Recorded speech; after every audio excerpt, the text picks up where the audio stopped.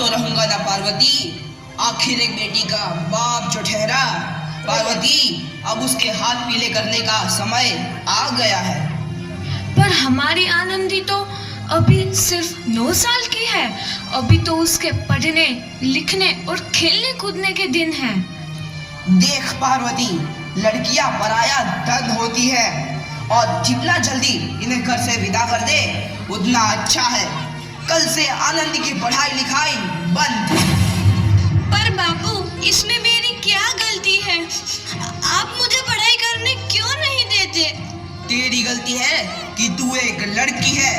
लड़का होती तो क्या बापू? लड़का होती तो क्या? ए लड़की, ज्यादा जबान ना चला, नहीं तो जबान हलक से खींचकर बाहर निकाल दूंगा। बापू, मैं पढ़ लिख कर कुछ बनना चाहती हूँ। मेरी पढ़ाई ना रोको बापू।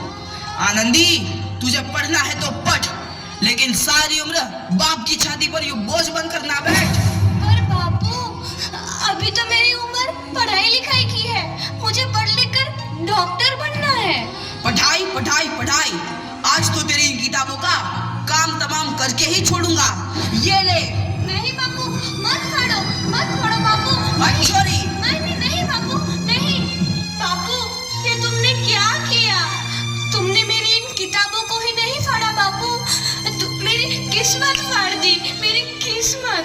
ये कॉपी किताबें ना सिर्फ छोरों के हाथ में अच्छी लगती है, लड़कियों के हाथ में तो सिर्फ मेहंदी अच्छी लगती है, मेहंदी।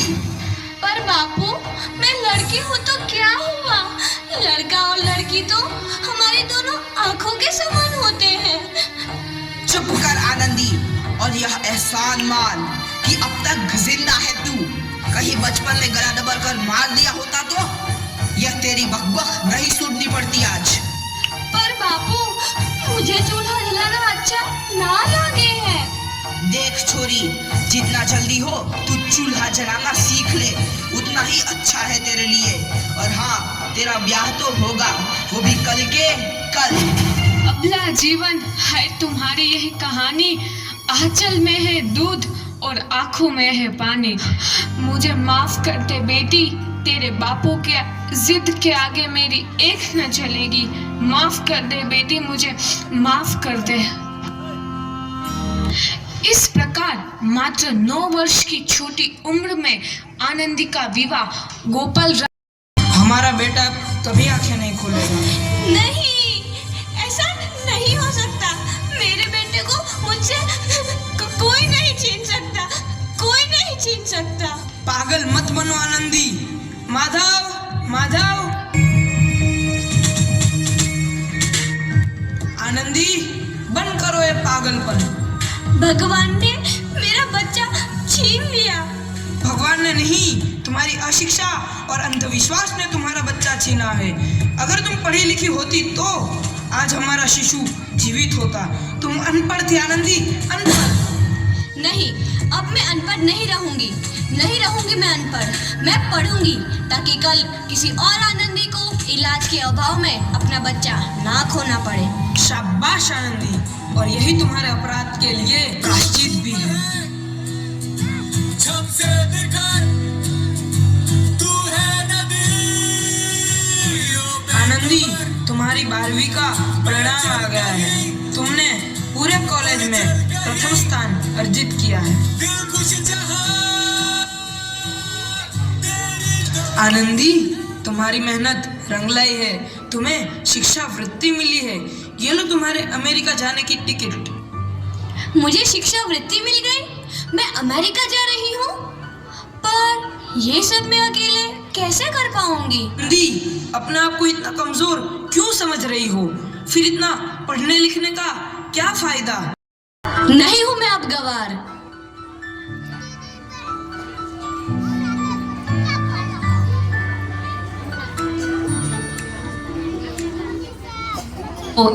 हाँ, चलो चलो जल्दी हॉस्पिटल चलते हैं।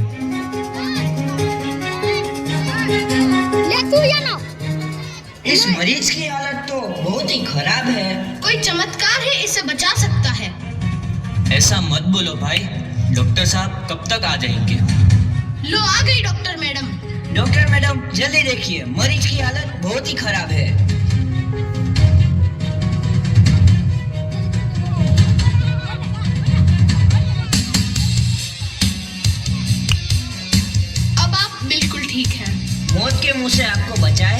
मैडम ने।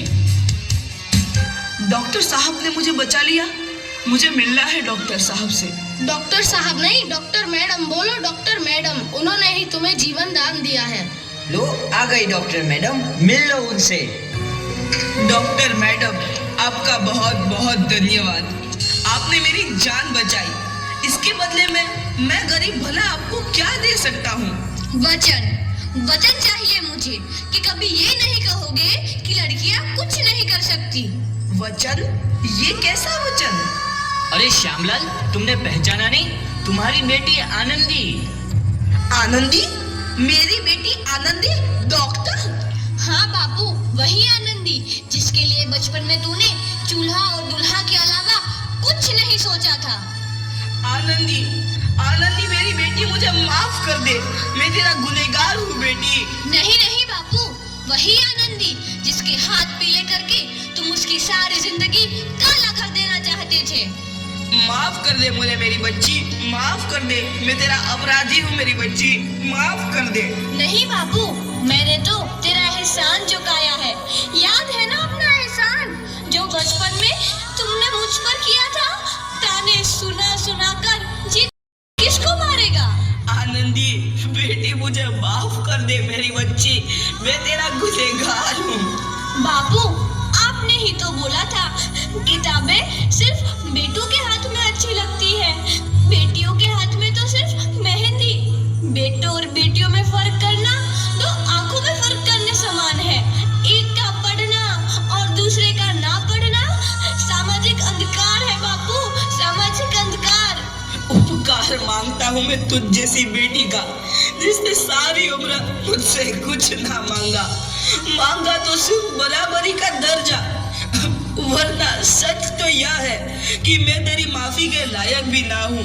मुझ जैसा बाप तेरी बराबरी कर सके उसके मैं लायक भी ना हूँ मेरी बेटी, लायक भी ना हूँ। अपने बापू को क्या माफ नहीं करोगी आनंदी? माफ कर दो आनंदी, माफ कर दो। सुबह का भूला यदि शाम को घर लौट आए तो उसे भूला नहीं कहते। बापू। तो इस प्रकार आनंदीबाई जोशी ने अपनी मेहनत और अटूट इरादे से न केवल भारत की पहली महिला डॉक्टर बनी, बल्कि आगे चल के उन लड़कियों के लिए सुनहरा रास्ता दिखा गई जो जीवन में कुछ करना चाहती थी।